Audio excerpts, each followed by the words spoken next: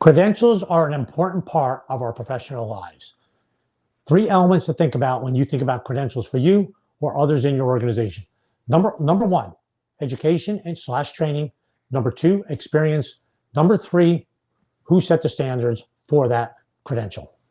Welcome to Great Transition Strategies Monday Morning Stand-Up. 5 minutes to get your week off to a great start and potentially give you something to make you a more effective leader. All right, credentials. As you think about these credentials, I want you to think about yourself. I want you to think about your organization, individual team members that you lead, and folks that you bring in to work with. So first one that I mentioned up right off the top, education slash training. And I consider them a little bit different. What's a credential that you want for yourself? Maybe it's a grad degree, MBA. Maybe you need you want to become a certified financial planner, certified financial analyst. Maybe you're in the trades. You want to become a licensed electrician, like licensed plumber. Whatever it is, what is the education that you need to get there? And then, because that's the knowledge part, what's the training attached to that? What's some training you need to apply that? And what's the time frame it's going to take to do it? So think about you personally, now your organization. What kind of program should we have for the credentials that we require in our organization? Your individual team members, what am I doing to help these team members get where they need to go? And when I'm bringing folks in, what is the educational background and training background I want before I bring them into the organization to work with us? So that's number one, education slash training. Number two, experiences. What kind of experiences are required in order to be effective, for you to be effective? And it might be, as you think about that, well, think about you personally. Here are the experiences I want. I know as a coach, I want the experience I want to work with executives and teams, and I want experience working with career transitions and other leadership folks.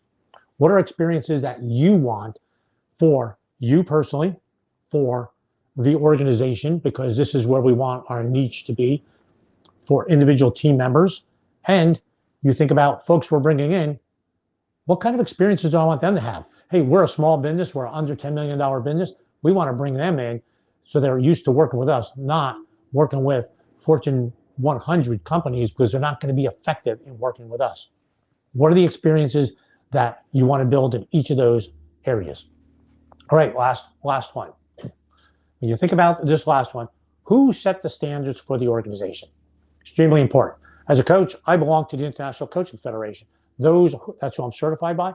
That's the standard. Some organizations are at the state level because you need to know state codes. Some are at the national level.